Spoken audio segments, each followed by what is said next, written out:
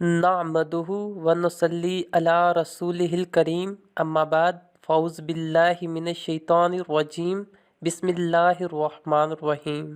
शुरू अल्लाह के नाम से जो बड़ा मेहरबान और नहायत रहम करने वाला है।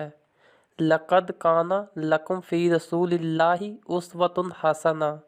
यकीनन रसूल अकरम सल्लल्लाहु अलैहि वसल्लम की ज़िंदगी तुम्हारे लिए बेहतरीन नमूना है।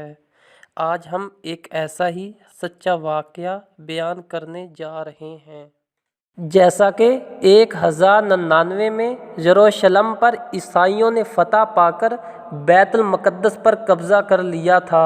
इन ज़ालिमों ने हर तरफ कत्लो गारत का बाज़ार गर्म किया।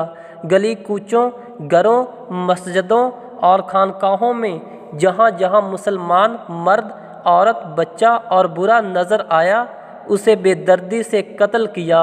पूरे 3 दिन और रातें ये कत्ले आम जारी रहा।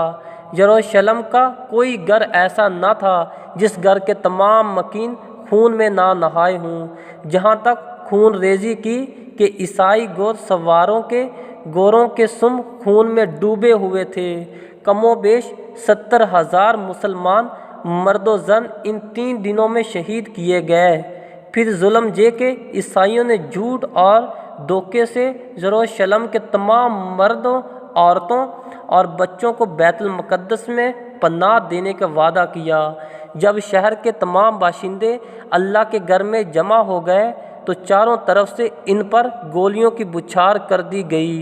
ये खून चुका मुसीबत तमाम आलमी मुसलमानों के दिलों को हिलाकर रह गई। लेकिन खलीफा बगदाद और दूसरे इस्लामी मुल्क इस कदर बेबस और कमज़ोर थे कि वो भी सवाए आंसू बहाने के कुछ ना कर सके।